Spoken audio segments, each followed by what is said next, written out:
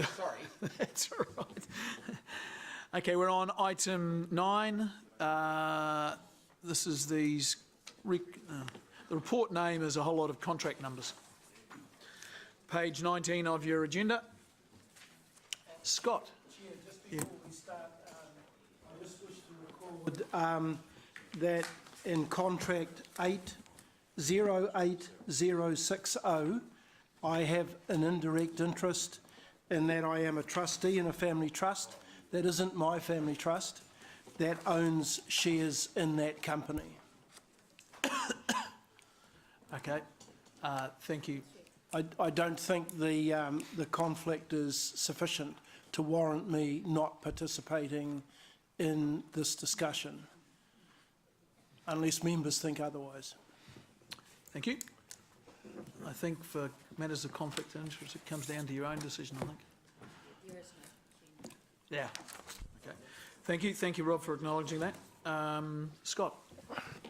And I appreciate your stepping in for Emily, who's at a funeral, so... Yes. Thank you, Councillor. This contract report relates predominantly to a number of facilities contracts where we're looking to do some operational tidy-ups around the current approved contract sums that we have recorded against those contracts, extend a couple of contracts and also take a few right of renewals in contracts.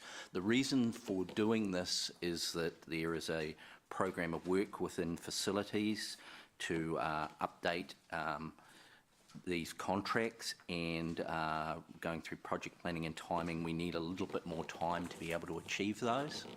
So we're not technically asking for more money into existing budgets. We're just asking for more money to cover the extensions of time in these contracts. So if there's any questions from the floor, I'm happy to take those.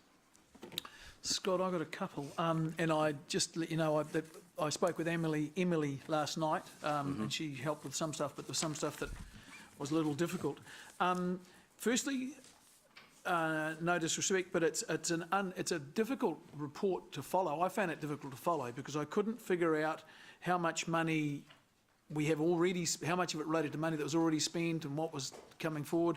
And a lot of these contracts have actually expired's not the right term, but need to be extended. Is that right? Correct. And a lot of those, a lot of that means being extended from 6-7 months ago.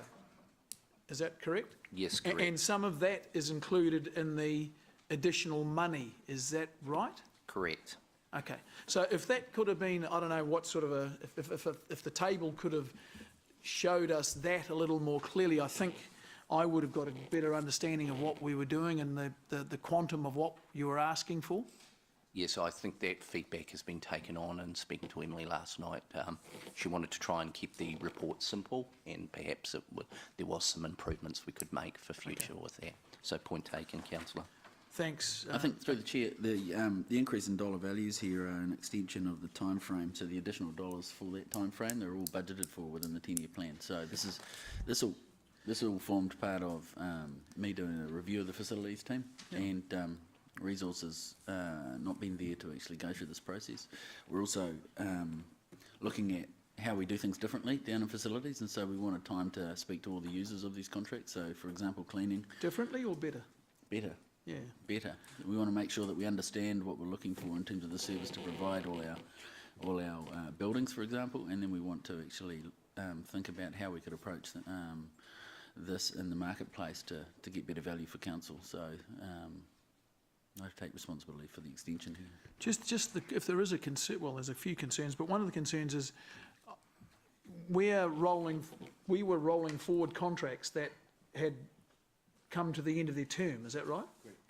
Correct. And month by month, basically. yeah, and I don't quite know how that stacks up with our approval for contracts and what budgeting we've done for them. So do you want to just expand on that? So from a delegations perspective, it was we have enough delegation on a month-by-month basis because the contract hadn't been extended. So this is to go through the formal process of getting authority from the committee to undergo the... And I appreciate it needs to get tidied up, but why did it not happen when it should have happened? because we put a pause on the facilities team in terms of hiring people that had left the facilities team, because we were doing a 17A review of whether or not we could deliver facility services for council a different way. So, Did anyone alert council that these things were not being done because of a certain decision? Richard and I were aware. We were comfortable that we needed to go down that 17A process. The governance people, were we advised? No, but then again, it was within delegation, so we felt it was we were comfortable not having to bring it to the table until today. Okie dokie. Angela? Yeah, thank you. Thanks for the report and the heads up, and yes, all of these are under under our delegations policy. Scott, what's the liability when to continue with the service provider? I mean, I know it is under delegation, but what if any liability when it's a service contract? So like lift inspections, when we're just going month to month past a contract that has expired in terms of health and safety risks and all of those things. The health and safety risk would still be managed as it would be within the normal contract, and around having both an overarching health and safety plan and site-specific health and safety plans. So even though legally the term of the contract has expired? Correct. Okay, so if when we go month to month, obviously that's CE delegates downward, or he makes those decisions. So is that just a verbal acceptance and offer an acceptance contract, or is it sort of a quick 1 month contract that's drafted up? No, it tends to be a verbal, a gentleman's agreement, so to speak, between both parties to extend their contract for that. That's to provide the services on the same terms and conditions as if the contract was still in place. And so if something terrible happened, like a lift fell, you're confident with an expired contract based on what you've just told me that we would be okay? Correct. Okay, thank you. Bella? Thank you. Contract 15066 HVAC and plumbing services. Yes. I've noted in the commentary there were some performance issues with those addressed in the first year of operation. There's only been another year, is that right, since those corrections? Yes. And was seeking an earlier renewal of that contract. Would it be prudent to potentially give it another year to see? One of the learnings we had within the facilities area, we put this contract with Cushman Wakefield in place in around the around HVAC service, plumbing and HVAC services, change of supplier. Which is air conditioning, if anyone doesn't know what that is. Yes, they're expensive. Thank you. Yeah, Rob found that out yesterday. We're Sorry, very good at Scott, keep going. jargons. Yeah. It was a large service and process change, and we learnt from that experience that the issues were as much internal as around having adequate timeframes and resources to implement a large-scale service contract change. Since we've invested that time and resources in it, we've been very pleased with the performance of the vendor, and it's really working well with the around all sites with it. So we think it's a prudent time to take that extension now. Thank you. Thank you. Ryan? Just following on that question, obviously that was one of the larger gross sums in terms of increase. Is that, you touch on time extension, asset amendments, is that a combination of repairs and renewals? Predominantly repairs and some minor renewals in there with it.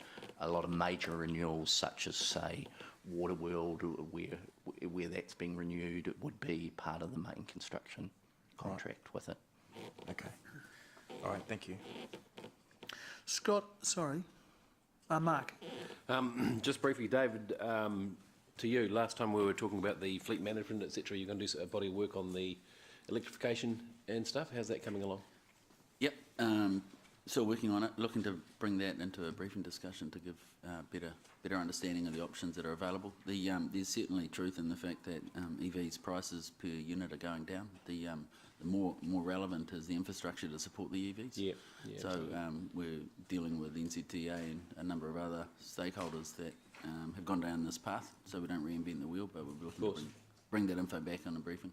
Any expected timeline on that briefing? I'm not sure, but I'll send a note to you after this and Great. to everybody to let you know. Thank you. Scott, on page 25, paragraph 44, this is the Waikato Lass Fleet Management Program. Yes. The last sentence in that paragraph says Hamilton City Council could elect to join this agreement should it choose to do so. I was under the understanding that we already were in that. Yes, we are. So is that sentence is wrong, is it? Yes.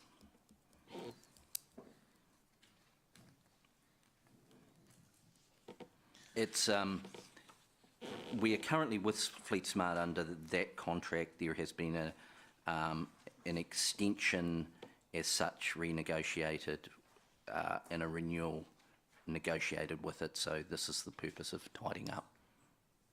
Okay. Yeah, it's probably just not quite the right wording there on that. Are you comfortable all of these things are accurate and up to date and as we're expecting? I know that's a big question because... Yes. Okay, because this has come about, reading between the lines and what I've heard, because we were understaffed or didn't have the quality of staff required to renew things at the right time? I think David's probably covered that really with the talking about the facilities and the Section 17A renewal with it. But also, I think Emily did want to point out that there has been additional resources put in place with the in facilities through the 10-year plan approved by this council to help better manage and put in place these contracts. Okay. I'm just concerned that this is coming to us now. Why weren't these things coming to us as and when they were required to be renewed? Or did they not have to come to us? No, they didn't have to come to you, and there was a lot of focus around the 10-year plan and supporting that process. So this has been a big push over the last number of months to roll this all up into a project initiative that's going to run over the next 18 months to renew these contracts. And we can't renew them all at once, of course, because there's a lot of effort that needs to go into each one to understand what the needs are for the organisation and what the opportunities are. So that's why the 18-month term, so that we just put enough time and energy into each contract as we go. So will we expect more of these coming through? You will see anything that is over delegation, you'll see a paper come to Finance Committee to approve the contract. But will it be one that is only just expired, or will it be 18 months, expired 18 months ago? No, this is wrapped up all the ones that we have risk on, and so we're just wanting to work on these. You're not going to see a whole new batch of issues come through here. You'll see them as they get ticked off, as in we find new suppliers or the existing suppliers on better delivery of value to council or cost, then you'll see it come through here if it's over delegation to be approved. Okay. So were we advised that there were contracts that were expiring did that ever come to us? And would that not come to us? Not if it's under delegation. Okay. All right, thank you. Dave? Yes, Scott, this may not be a question you can answer yourself, but in regard to general security services to council, I was looking at the that, and it relates to our out of hours, amongst other things, out of hours security for our buildings. I've had occasion to have some significant problems with timeliness of response in relation to the Te Rapa Sports Drome, which is one of the buildings covered, which I've drawn to the attention of staff. I'm not sure whether it may be too small an issue to be encapsulated in this report, but there seem to be, for some of the outlying one-offs like that aren't part of our regular operations where we don't have staff based, I'm wondering whether there are sufficient sort of knowledge or even capacity within the contract to actually give the sort of service that we expect. Look, I can't comment on the specific example you've got there, councillor, but I can tell you that the process to renew that contract is kicked off, and there is an expression of interest going out on that it's due to go out on Monday morning as part of that process with it. Part of that is having a really good, long, hard look at the service levels across all sites, and I will provide your feedback to Emily to make sure we have that, your specific issue covered off. That'd be good. Could I suggest maybe that any regular users of any of our buildings, especially where staff are not based, might be usefully spoken to or just queried as to whether they have any issues? I shall pass that on to Emily. Thanks. Thank you. Leo? Yeah, just one question, Scott, is if we go to paragraph 44, which is your fleet lease, on line 4, they've got fuel and fuel card management. Then you've got maintenance, repairs, etc. And for 4.2 million,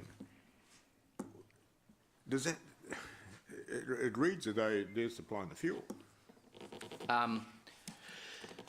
Let me explain how that works with it, councillor. We have a syndicated arrangement with BP for the fuel.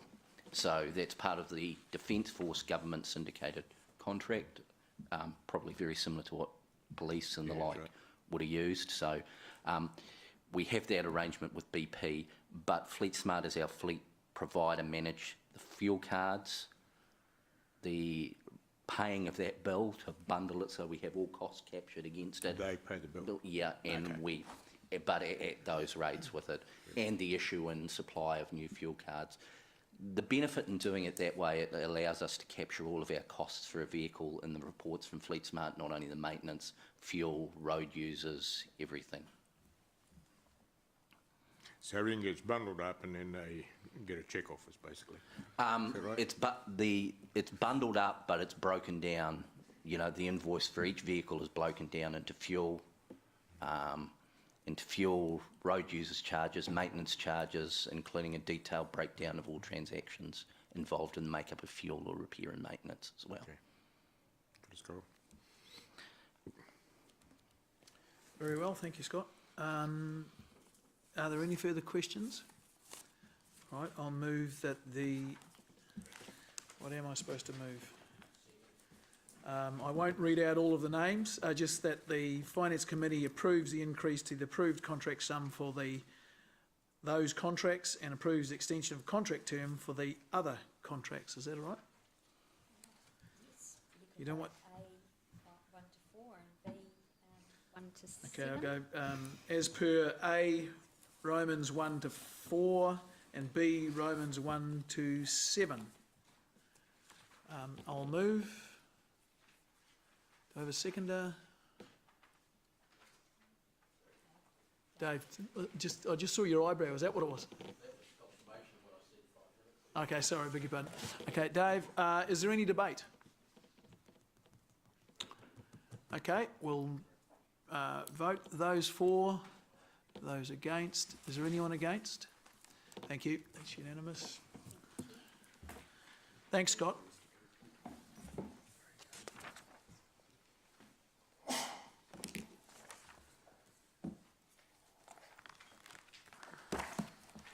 We're now going to move on to the accessible properties item, which is item 10, page 26. Hello, Nicholas. Good morning. How's your arm? Much better, thank you. Cast off day is tomorrow, so I'm looking forward to that. How's the other fella? Fine, fine. This is a standard monitoring report that councillors you'll be familiar with over the last 3 years. It's in two parts. It monitors the capacity for accessible properties to repay the loan that they have with us, which falls due in March of next year, and at the same time it also monitors their compliance with the social provisions of the sale of the pensioner portfolio. So In terms of the financial monitoring, obviously that will fall away when the loan is paid in full March next year. But the ongoing monitoring of the social obligations will continue for a further 7 years beyond that. Happy to take any questions that you may have. Thanks, Nick. Martin? Pick up, obviously the financial monitoring needs to come to this committee. Could someone just give me a steer as to when that is concluded? I assume then that this item would just go off to the EC&S committee? Yes, I think that would be the appropriate way of dealing it.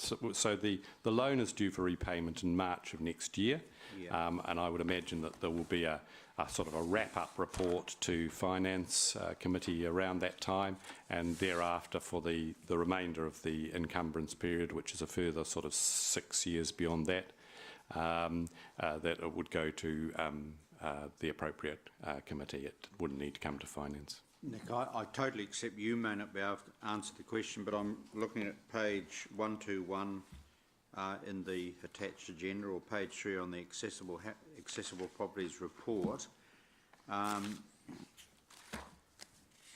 it says obviously. Sorry, Martin, what page are you on our agenda? Oh well, it's page 121 of the attachments. Oh, Sorry. okay, gotcha. Sorry. And I don't know what it is for Dave on electronic stuff, but it's page 3 of their report. And I just have two things, and I don't know, probably,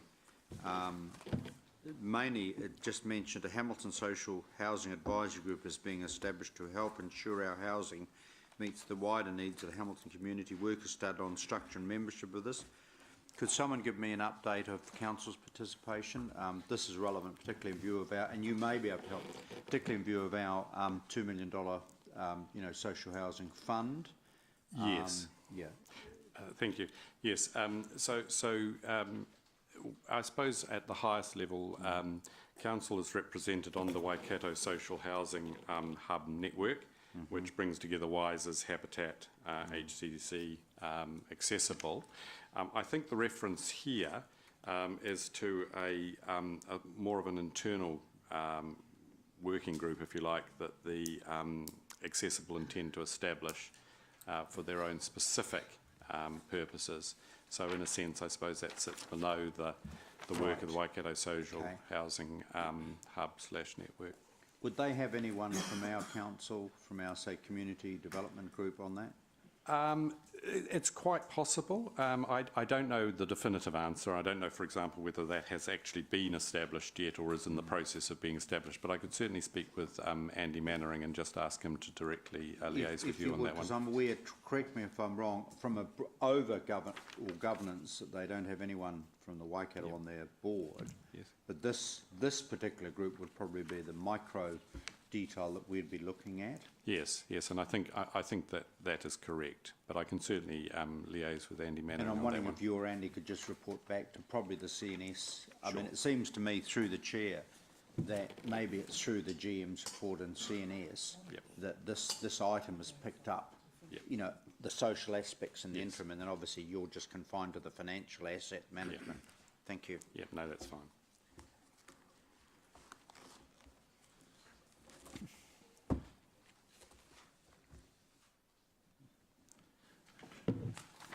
Rob?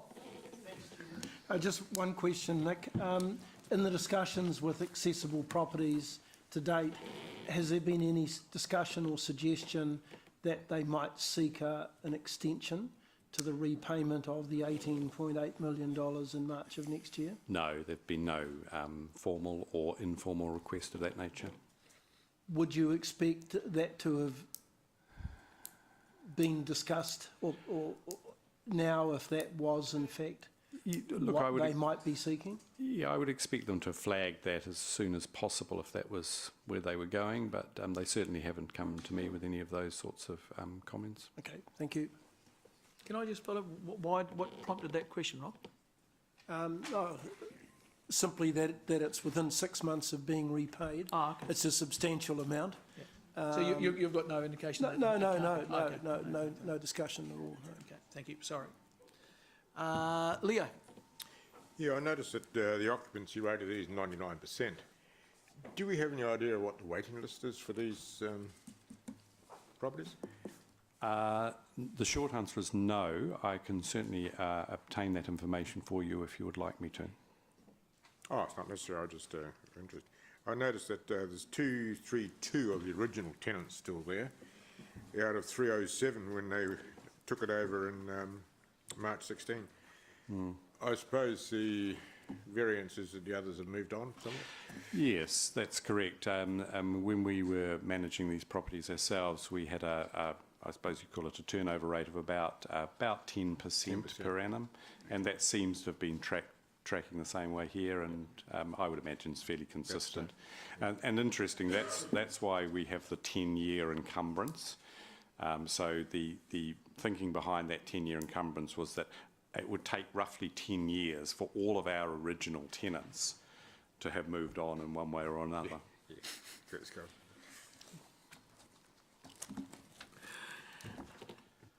Okay, thanks, Nick. There are no more questions. I'll move that the Finance Committee receives this report. I'll move. Leo, is there any debate? Okay, those in favour, please say aye. Those against, say no. There are no noes. Passed unanimously. Thank you. Okay, we're on to item 11, Civic Financial Services Annual Report, page 29. Russell Hind is nowhere. Actually, Russell's. Let's take that as read. It's very minor. We have less than 1% ownership and we can't. Yep. Okay, just make sure I can find out what the. I'll move, Chair, when you're ready. Thanks, Rob. I'll just trying to find the page here. So we're just receiving the report. Yeah. Okay, I'll second that. Is there any questions? Should have looked at the screen, shouldn't I? Ryan? Just two simple questions. I'm not sure. I'm probably asking David. I couldn't say. Just forgive me if it's in here. But was there a dividend paid out last financial year to shareholders? Wouldn't be much based on the profit. No. Okay. And based on our current 1.8% shareholding, what would be the current value of what we hold at a market rate? And we've often had a conversation about should we get out of it.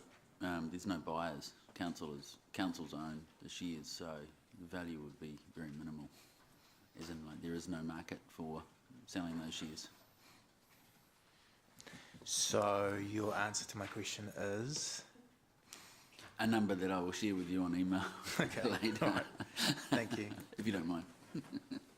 So I'll give you the face value, but yeah, it'd be very different from the market value. Okay. There's no further questions. I'll move the report be received. The seconder, Mallet Casson. Oh, have I done that, have I? Okay, so who's done it?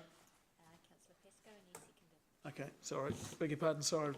Running roughshod over you. No, that's fine. Is there any debate? All right, we'll vote. Those in favour, please say aye. Those against, please say nay. There are no nays. That's passed unanimously. Okay, go to report. Shaunsley. We could do Netherville. Oh, okay. We could do Netherville. Let's go back To the Netherville, okay. that one there. All right, we are going to item 16, page 89 on your agenda, which is the petition from Netherville Retirement Village, page 89. That's right, bloody book.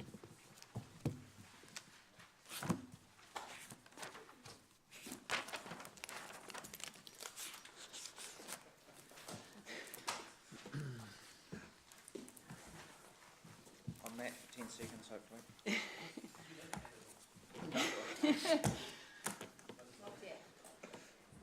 Here he is. There you go, Matt, have your chair back.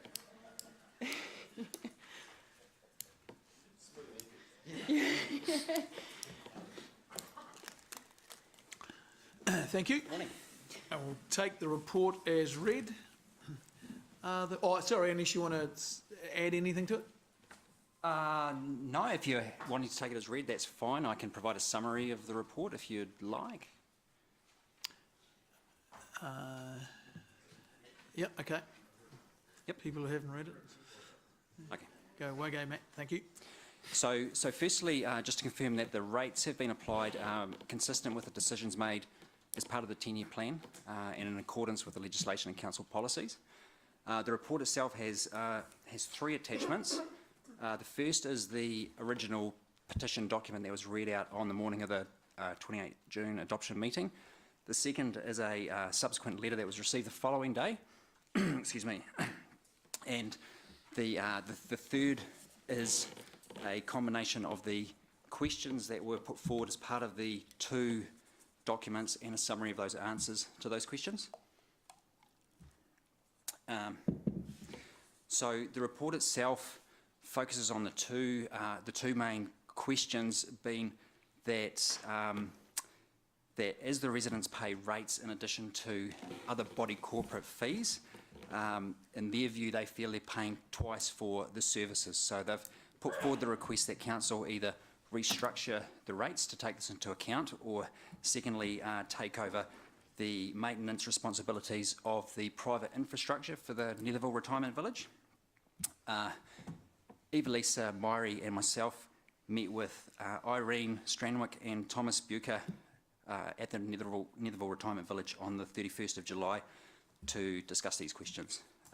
Eva-Lisa has since been in contact with Thomas this morning, who has advised that he's received the report, he's comfortable with the report, he's comfortable with the recommendations, and he stresses that the benefit of these discussions is around the ongoing communication with council city infrastructure staff around the provision of services, and particularly around the rubbish and recycling collection. It's a really timely conversation. It was a good conversation with Thomas and Irene. It was really timely in the fact that obviously council is introducing new rubbish and recycling service and can consider how the provision of those services will take effect for the likes of the village and other similar type of situations. So we had a good discussion.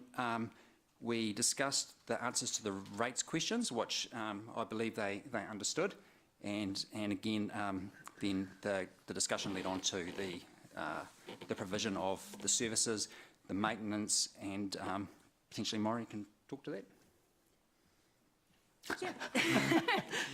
So I guess they were very strong on the fact that they wanted to improve the rubbish and recycling collections at their site, and the ongoing discussions that they've had with members of the team has been along the lines of wanting to understand more about what will happen with the new rubbish collection that starts in July 2020. In particular around bespoke services and the like, and how that could be integrated with their services. So my team has undertaken to have further discussion with them and the contractor itself to actually define what can and can't be provided to that service, to that site, and work with the residents to actually work out what will be best for them.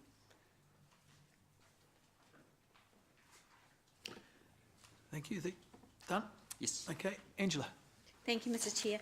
Just on that, the one of the actions still remaining for the Councillor Henry's waste task force is the housing plan, and how we're going to create all of those bespoke services. So they will, even though you're working with them as a result of this issue they've raised, it's still going to be included in that overall citywide plan, isn't it? Yes, that's correct. So Yeah. there is, at the moment, we're developing a list of similar sites that could be considered for a bespoke service, and actually we'll be working through each one of those sites with our contractor to identify which sites need to be provided a different type of service. So, Yeah. so Netherville site is one of many within the city. Yeah. Just on page 92, paragraph 36, you did consider the option, albeit a desktop consideration, of whether the council took over the assets of the infrastructure assets of Netherville Village. I'm assuming there'd be no strategic advantage for us to do that without an actual analysis of the condition of those sites. That is correct. Yeah. Now, one of the other things I did ask for when they presented their submission was some information on the other retirement villages in the city in terms of one of the things they raised was that, I think it was Allendale, that we do own, the city does own the roads in there, so I'm still looking for that information. I'm not too sure whether that may be just a briefing or how that will, but, or even an email, but I haven't had that information yet, and I think there was a couple of other elected members that were interested in that as well. Okay. Just so that we can get an understanding of that picture. Yeah, I will follow up on that and make sure that information comes to you. Okay, thank you. You're clear Thanks. what Angela wants? Yes, Yep. yes. Thank you. Dave? Yeah, thanks. And following Angela's last question, it seemed, if I were someone that newly went into an existing retirement village or something like that, and I might be soon, I could understand people in that situation being a little confused about what belongs to who and what services are there. And I'm wondering whether each time we build one of these is built, and there is we need to set out the expectations of both us and the developers or the original owners before the start. I'm wondering whether there's some value in thinking about that, and maybe through the planning section, because people go, 5 years down the track and you've got the original developers who have sold them all, and where's it recorded what the arrangements are, what's supposed to happen, who's supposed to do what to whom.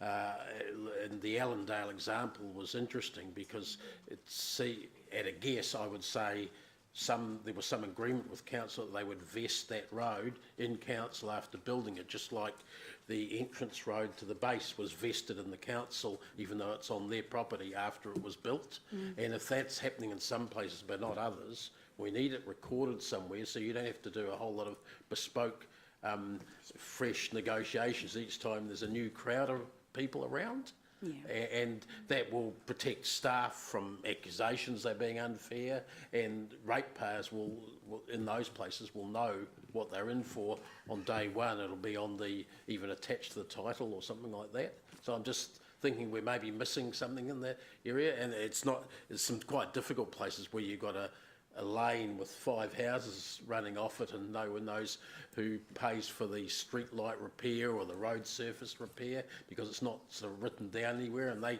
who do they come to? Council, of course.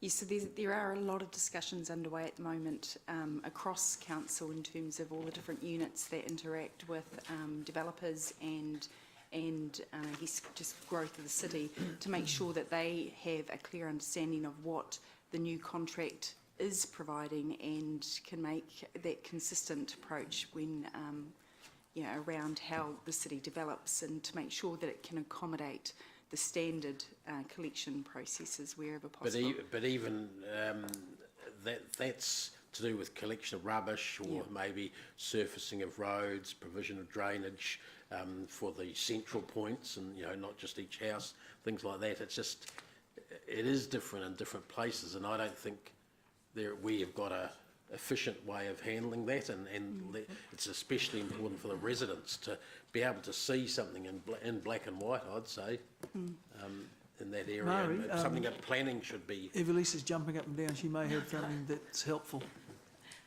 So in response to that, Councillor, I think that's a good idea, and that's something that staff will take away to understand what we can do to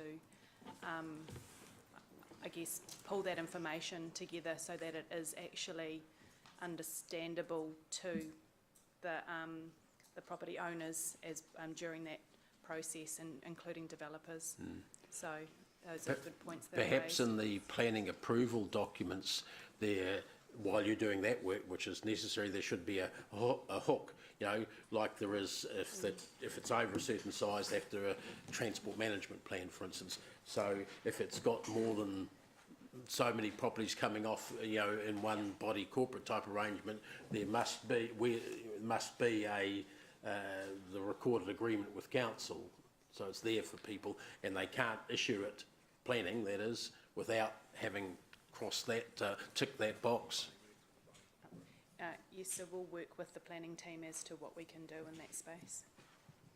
Thanks. Thank you. Thank you. Thanks, Evelisa. Mark? Thank you. Largely answered, but I just want to drill down a wee bit more into the conversations you've had with, have EnviroWaste been to Netherville yet? No, they haven't as of yet, but Okay. we're hoping to do that in the next 2-3 months. Right, so at present, all their rubbish gets collected in a central point in a big skip, is that right? Yes, that's correct. Yeah, okay. And they're worried about what's going to happen to that because nothing can get in. Yeah, I think preferably they would love a service that was at their doorstep, you know, in terms of they just had to take it out to their internal road and someone would collect it from there. But at the moment, it's been agreed to have a central location. Right, okay. All right, I'll watch out with interest. Thank you. Thanks, Mark. Rob? Yeah, thanks, Chair. My question, I guess, follows on from Councillor O'Leary, Councillor McPherson, and that's in the context of these discussions you've had with Netherville, have we tried to get some degree of consistency across the city with retirement villages? You know, we've got a number of retirement villages that are fee simple where the units are all individually owned, and we have an ever increasing number of major public companies who are building with licences to occupy, and it just seems to me that, you know, with Netherville being, what's the one down in River Road? Allendale being able to have their rubbish picked up door to door, and Netherville not being able to, and the differences between ownership of roads and so forth. Anomalies between rates and rate payments will become ever increasing, and so I'm not looking for an answer today, but perhaps in the context of this briefing session that we're going to have, perhaps we could see if there is a way that some consistency could be achieved. I'm not with the licence to occupy. I assume it's one rateable property, isn't it? Yes. And then they worry about how they spread that amongst the residents. So in the case of Netherville, Netherville has a unit title structure, Yes, so each property is separately titled. Yep. It's individually owned, can be bought and sold separately. Yep. As such, under the rating valuation, it constitutes a separate rating Yeah, unit. no, I So, understand all that. I think there's Sovereign Isle and there's Allendale, which is the same, and there may well be others that I'm not aware of. That's right. I think the distinction with Netherville also is that because it's obviously private land, so the underlying land is private, the roads that run through the residents, through the village, are not large enough for a truck to safely manoeuvre to collect the rubbish. Yeah. Whereas Allendale, they are they? Is that where the difference might be if I just compared the two properties? Yeah. Yep. If they're picking up door to door, yes. The answer will be yes. Okay. Yep. Okay. All right. Yep. Again, Allendale separately owned. Yeah. What I'm looking for, though, is if there's a way that we can consistently apply a rate across that whole property, which is comparable to, say, Somerset down the lane, which again has something that's similar in terms of narrow driveways, but for the ease of rating, it's one rate bill, isn't it? Yes. Yeah, from us. Yeah. Yep. Thank you. Thanks, Rob. Martin? Obviously, look forward to the workshop. This goes way beyond retirement villages, and it picks up apartments and high densities, because the whole issue of how you service that, and increasingly, and this will be probably Councillor Ziggy's committee, will be right across this, around the on-site collection and where that happens, how that happens, who does it and who pays for it, and I guess that's the... So I'm just through the chair.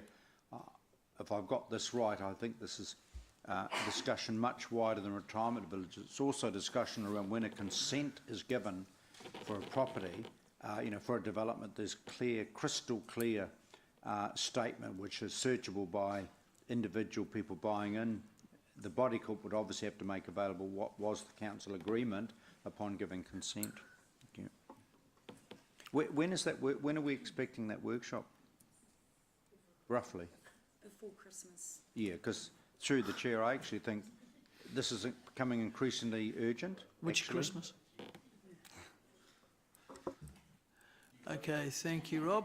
Leo, you've just disappeared. Just disappeared. Questions I was going to ask. Okay, thank you. Are there any further questions? All right, I'll move the staff's recommendation. Do I have a seconder? Mallet Taylor. Is there any debate? There's no debate. All right, those in favour, please say aye. Those against, please say no. You're a no? Okay, so there's, just to be clear, there's just one, okay. Councillor Casson against. Okay, thank you. Right, I think we'll move on to Sean. H3, page 104 of your agendas.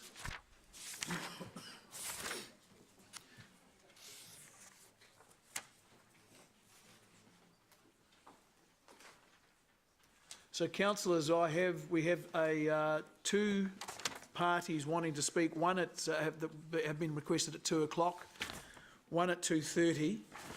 So I'm thinking that after this we'll have lunch, because we've got nothing else to do after this other than pink stuff, have we? The financial strategy or the annual monitoring report? Oh, yeah, but yeah. But they'll all be together then? Yeah, one after another. Yep. That's what together means, yeah? Yeah. Well, not all at once. We'll have to vote on each one individually. Yep, okay. Yeah. Okay, so depending on Sean's efforts, we might be out of here soon. All right, thank you. I got a bit for you actually, mate. Yeah, So cool. Thank you, Mr. Chair. Look, just to introduce this report, I mean, it comes fairly quick after we delivered to you the full year report for the last 17-18 financial year. Basically, we've had a very strong start to the year in terms of the first quarter level of activity that we've had.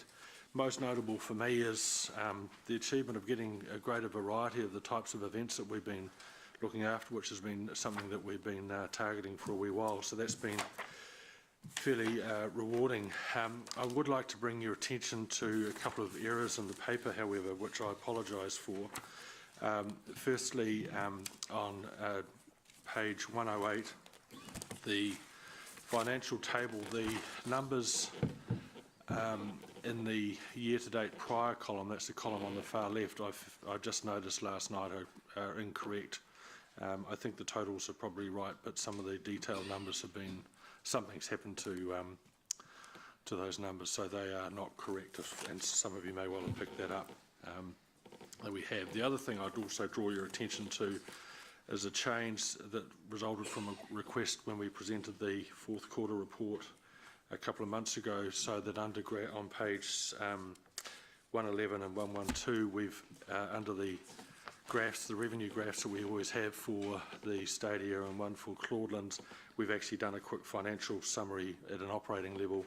That was something that you requested at the last meeting, just to give you an idea of how each of the two categories of our venues are tracking. The other thing to also bear in mind, which I did mention last time, but this is the first time you've seen it in our numbers for this report, is we have exited the founders' costs out of the H3 account. So that sits aside under another area, but the objective as a part of our long-term plan clean-up was just to remove the impact of founders ongoing for H3. It's a double-edged sword for H3, however. On one hand, it takes a certain level of costs out, but on the other hand, some of the costs that Claudelands in particular is bearing that's sort of extraordinary because of the additional cost of staging founders types events at Claudelands and the arena in particular are now held by Claudelands, so there's been a bit of a corresponding adjustment there. But other than that, I'm happy to take any questions. thanks, Sean. Rob? Yeah, thank you. Thanks, Sean. Sure you can. And I apologise, Councillor Pascoe, for interrupting. I just thought I'd declare, and it's not material, but I had a speaking contract with these people once in this. I just Who's these people? With H3. I don't think it's material, but you emceed something to do? No, I just spoke for an hour at a conference they had. Okay. So I just thought I'd throw it in there. I don't think it's material, but I just thought. Why isn't there a huge surge in revenue when Mark was there? Haven't been paid. He's that. Oh, so is an outstanding debtor, is he? Okay. But I just thought I'd throw that in and declare it. It's not. I don't see it as material, but I just thought I'd put it out there just in case it turned up later on. Right. Thank you. Thanks for that, Mark. Sorry, Rob. Yeah, that's right. It might, well, it won't change my questions. On page 108, Sean, where you've got the summary results for the 3 months, I'm just querying why do the finance costs go up when, you know, we're generally being told that interest rates across the organisation are steadily dropping, that is, our cost of capital is dropping. And also, one would expect that as time progresses, there would be less debt on Claudelands than there would have been in earlier years when the full amount of the debt would have been charged. Yeah, look, I think as per last report that we did, I need to defer to the General Manager on that. I don't look after the interest rates or the finance charges, and I'm not sure how they're allocated. Sorry, can I just ask, Rob, if you're talking about 108, last year's, sorry, and I might be looking at wrong figures, but last year's finance costs were 809,000. Year to date this year, it's 482,000. Yeah, no, I'm comparing it with budget. I'm saying sorry, that we budgeted for 459, which I thought we would have been pretty accurate with that, because that, apart from interest rates going down, that I would expect that to have been a pretty accurate assessment to start with. Yeah. So there's obviously an issue. There's obviously an issue with the budget numbers. So I need to look into. Okay, that's all right. Okay, so really, my thoughts are that that should have been the case. That you would expect that to be either in line with budget or a little lower than it would have been favourable rather than unfavourable.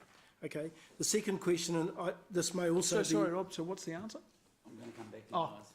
The second question, and I might also ask that through you, but to David, and that's around the council overhead recharges on 2.5, which are favourable by 122k. I would have thought that overhead charges would have been pretty much budgeted at the beginning of the year, and H3 would get their whack, and you wouldn't expect that to have been favourable by that amount? Predominantly the overheads are, but this is only 3 months into the year, so some of our costs haven't come in those first 3 months. Okay, so you would think this is just a timing difference, that's favourable for those 3 months? Okay, okay. All right, and my last question's on page 118, and Sean should be able to answer these ones, I guess. Under the chiller cost and the excess there, as well as the costs associated with upgrading the integrated television system at Claudelands and Stadium FMG, do we over time recover those costs? I mean, presumably the chiller's there for the benefit of the caterer and the PTV is there for the benefit of the users.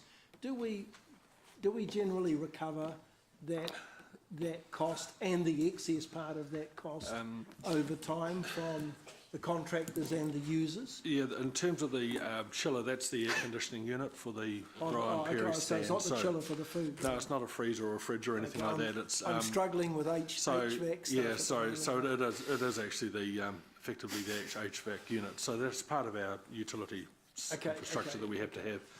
In terms of the integrated TV system, basically we as a stadium have to operate systems to enable events to take place, and a lot of that includes security control and signage and closed circuit TV and all sorts of other functions. This is not about broadcasting, is it? This isn't what we're showing to the folks at home. So we also have signage that we need to update frequently and everything else. So what we did is we integrated a whole lot of facets of our operation into what we call the IPTV project, which, and with new technology and frankly new pricing, has enabled us to have screens installed as opposed to hard signs. And what it's enabled us to do out of our control room is actually control the content on the signs on specific locations. So if there's an evacuation requirement, we can be very specific in terms of putting directional instructions on specific screens in different areas and tailor make it to different venues and that. So it's part of our operating system. We do, however, because of the technology that's involved now, have an ability to integrate that with some of the broadcast. So you'll start to see replays. If you're in the concourse buying yourself a bag of fries or something like that, you may well see elements of replay come back up. And once again, because of the technology, although it wasn't part of the business case for this upgrade program, because it's purely operational, we are in the process of actually exploring areas where we can monetize or get some financial return for revenue for the business utilising this technology and the systems. So for those of you who have been to some of the events recently there, you might see some advertising space that's been appearing in that is a part of an introduction of that program where we're trying to sell some advertising. We've signed up a couple of parties for that, but it will not be revenue to the level that will defray the actual capital cost, which was very much related to the operating requirements of the venues. Thank you. Thanks, Rob. Mark. Thank you. Thanks, Sean. Are we any closer to getting recycling facilities for events at Claudelands? I have undertaken for our team to revisit that. We have had it previously, but it didn't work and it became very expensive for us. And the expense was having to employ staff to go through the recycling bins to make sure everything was in the right bin. And so it has proved to be problematic, but I do need to chase up my manager at Claudelands to see where he's at, because he was revisiting it, but it has been quite a difficult thing to do. And I know, I have said this previously, which doesn't go down well, I know, but there are other venues that have recycle bins and they just go into the general waste. For sure. Could I suggest then he talks with Charlotte and Kirsty, because they've got some, in our very own team, because they've got some really good ideas around that. Okay. Yeah, thank you. Siggy. Thank you so much. Just following on from Councillor Bunting, I wonder whether we could engage some of the schools or something to go through these bins and learn about recycling. But I think it's good to talk to Charlotte and Kirsty about that. Thank you. Thank you. Sean, on page 108, this is your financial summary. We're going to discuss this later on when we talk about the financial modelling, monitoring reports. We are going through a process where we're starting to forecast things. You haven't put any, there are no forecasts in here, there are still just budgets. So how do, and there may be nothing to change to forecast, but will you start having a column that says forecast? Is that, yes, we will. As I said at the fourth quarter report, we've done our revenue forecasting, and you'll see that on... But I'm not talking budget. So do you mean you've done your revenue budget? The revenue forecasting, which is beyond budget. So we do a budget, and then every month, and we're reviewing how our revenue's tracking, and we have a forecast as to where we see revenue hitting. So, for example, so we are using the terms in the same. Yeah. So if you look at the graph 3 on page 112, for example, you'll see that a blue line goes into a dotted line, which sort of shows how we're tracking against our budget and last year for revenue. That's an example. Now, what we haven't done accurately enough yet to put it into these reports is to say how does that equate to the impact on our expenditure lines for that increased revenue, because obviously with increased activity we have an increased costs. So we haven't quite got ourselves in the comfort zone of being more accurate with our cost forecasting. And the main area that relates to is the cost of sales line on the on table 2.1. Because I'm aware that H3's got a somewhat, and I might get this wrong, but you've got a somewhat different accounting system and things like that. You are standalone, aren't you? Well, yes, we have we operate using a off-the-shelf software program that venues of our nature use all around the world. So it's because the transactions are very different. Just as long as your stuff can, David, so long as Sean's stuff can fit into our. It does. Okay. And we have a process that does that. And covers the forecasting bit as well. Okay, good, thank you. Yep. On page 110, there's a fixed revenue thing item, and I just wondered what fixed revenue do you have? We have fixed revenue with set rents that we have for some For what? people, for set rents. Oh, rents, yeah. So Montana pay a set rent, for example, Waikato Rugby for some of the spaces that they occupy. Oh, okay. And everything else. And it's just a timing issue that's occurred here with the change in the Montana contracts a wee while ago. We forgot when we did the budgeting, we didn't change the nature of how the rent flow would go through in our budget, so that's why that's sticking out there, so I apologise for that. Okay, thank you. Page 11, paragraph 2.7, page 111, paragraph 2.7. The commentary says you're expecting a smallish drop in revenue from the sevens. We don't get any, I wasn't aware we got any revenue from the sevens. Yeah, we reported last year, once at the end of the sevens, earlier this year, that we did gain revenue because whilst we have an arrangement where we're providing a free venue, there's a lot of other services we're providing. And as I've said to you before, if it wriggles and I can charge for it, I will. So we provided staffing for certain things to help out. Tech staff, do all the digital application work there. We got some of our ops team across from Claudelands to help out with pack-in and activity like that, so we charge.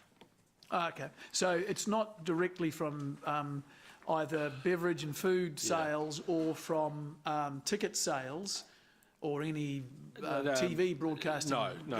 Okay, But, so it's recharging costs. Correct. So it's getting, okay, so... So from memory, I think last year we picked up around $140,000.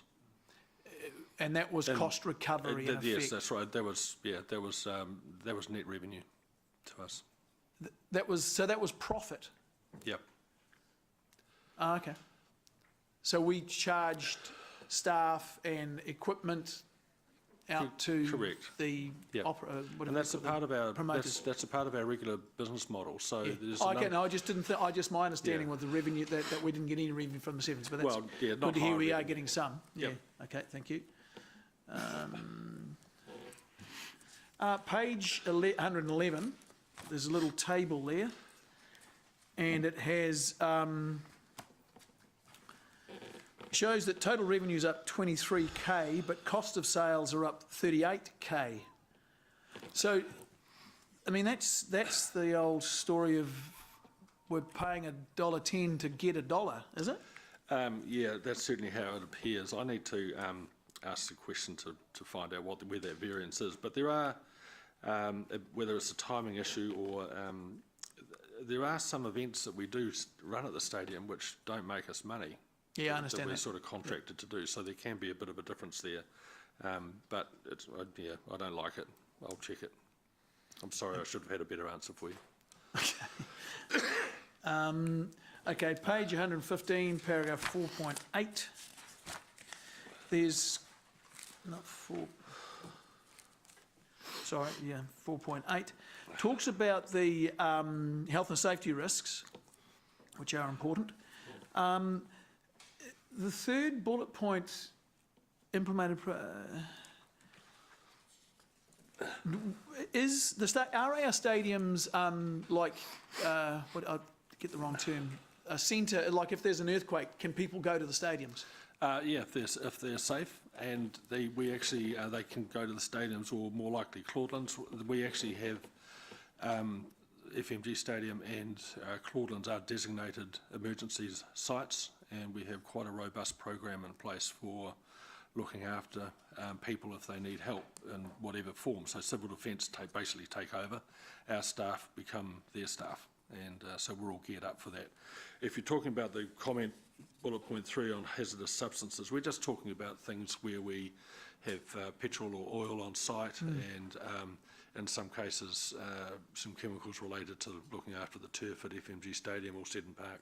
So just making sure that they're properly contained and secure and out of harm's way. Okay. And the other issue on health and safety is, of course, it's important to be careful for our staff, and that's the stuff. I'm not undercutting that. How much time do you spend or effort is there put into safety for the crowd? A huge amount. Okay. if you come to a game, So just to be clear, is that part of our part of what we do. responsibility, but it's also part of our responsibility because of the Health and Safety Act? Yeah, it's a part of our So responsibility. they're treated like staff, are they? Is that how? It's a different arrangement, but Yeah. look, the care and well-being of anyone that's in any of our venues is a huge amount of importance. So our staff are very well trained up on crowd control, handling incidents, and if you go to a game at FMG Stadium, for example, we have a control centre where everyone is being monitored. Then it's not just our staff, it's police, it's St John Ambulance, it's also Red Badge Security. If you ever want to come up and have a look and see what they do, it's pretty sophisticated, and that links into that IPTV project we talked about before. In terms of the control systems there, we have a similar control system at Claudelands in the arena. My biggest nightmare is the lights going out in the arena with 5,000 people in it. Yeah. So yes, our staff are extremely well trained. We have a lot of procedures in place. We have a lot of mechanisms in place, and we have a rule book and operating book along with police, security, contractors, and St John's Ambulance. So yeah, it's a big part of what we do. Okay, thank you. Page 115, paragraph 5.1. The CapEx graph. Oh, hang on, that's not it. Page 117, beg your pardon. Yep. The CapEx graph suggests that we're going to get up in at the same place at the end of the year.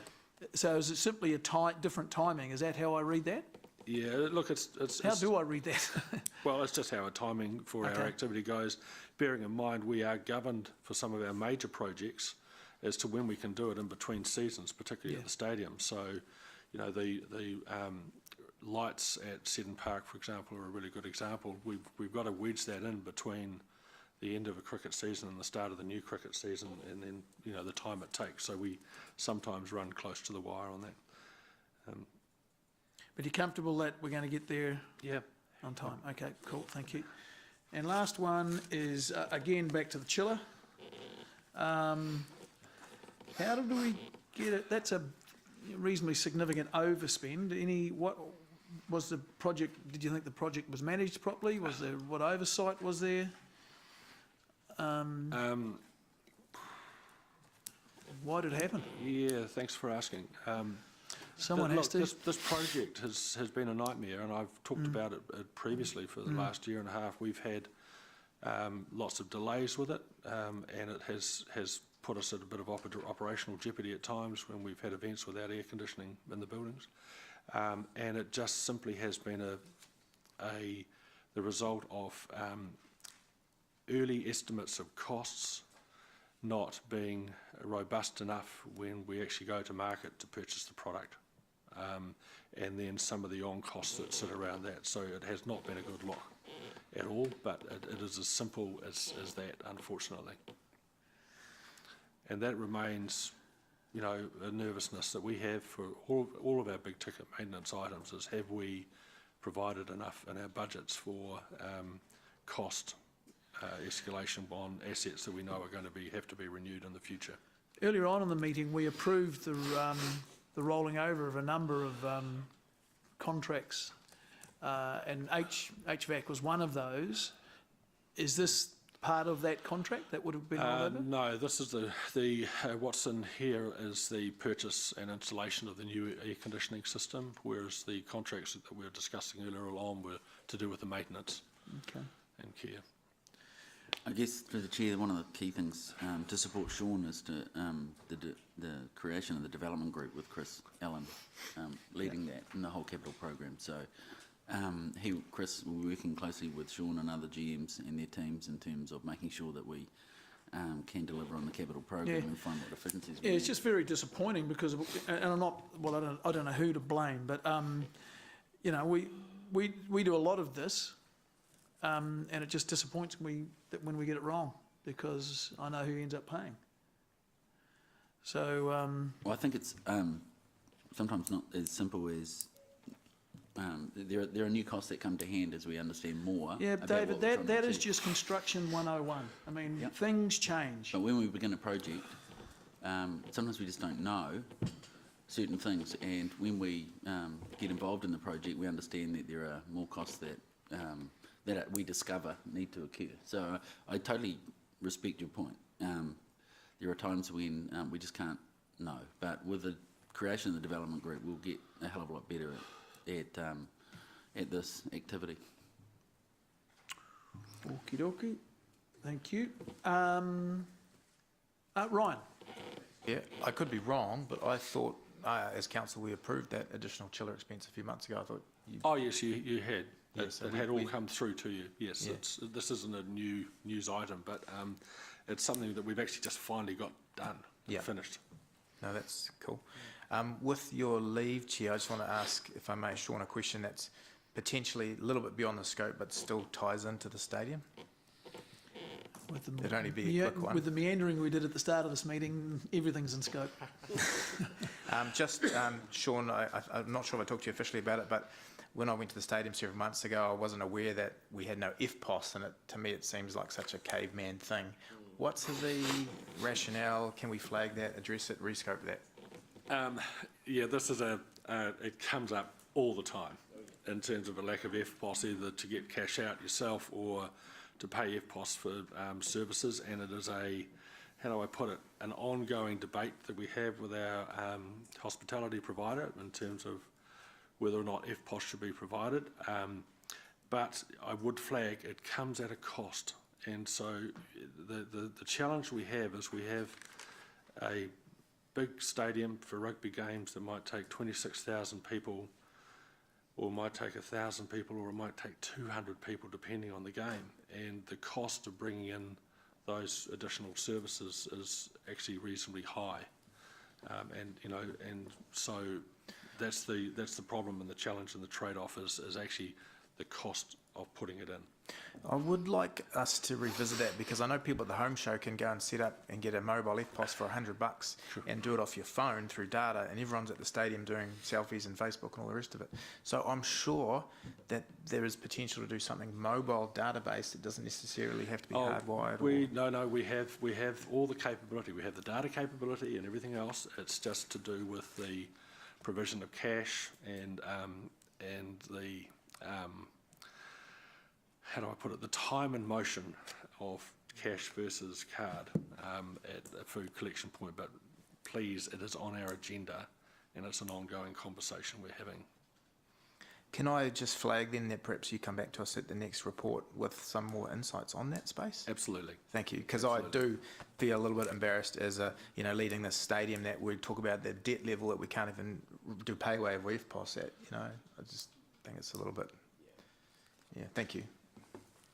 Thank you. I mean, might be inopportune to say it, but is it just a matter that someone gets to keep the fee every time you? Is someone? Look, it's a range of issues. It's not. It's not just who keeps a little bit of cohar on the way through. There's a whole lot of other working issues. But the technology we have installed in the venue can absolutely cope with it. That's not a problem. Okay, thank you. All right, questions are all done. I think I'm just receiving a report, aren't we? That report be received. Okay. I'll move that the report be received. Do I have a seconder? Mark, so Mallet, Bunting. Is there any debate? All right. Those for? Those against? Is there any against? Okay, passed unanimously. Thank you. Yep, sure. Could I just finish with a quick request, please, of anyone here? If you have nothing to do this weekend, please go to the New Zealand Open Dance Champs, which are on at Claudelands. It's going to be bloody amazing. It is quite a big event, and it'll be a lot of fun. So if you have time, please go along. Thank you. Sunday night. At that event? Is the leader of the ACT Party there?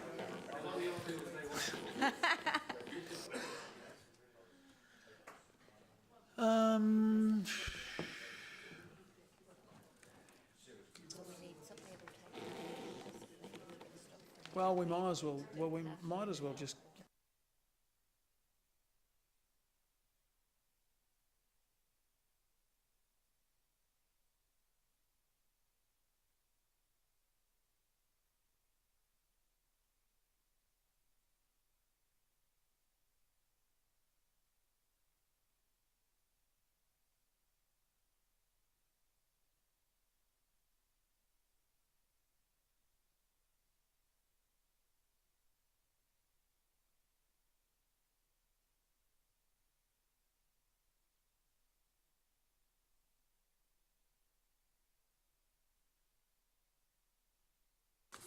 Is that right?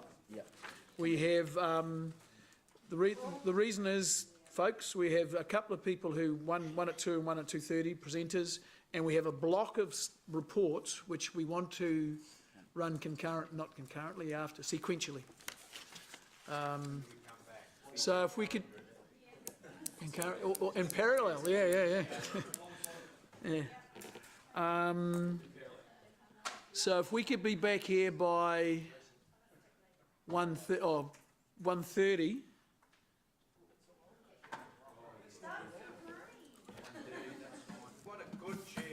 Well, I don't know what to do otherwise. Unless one of those, unless these other guys can come forward.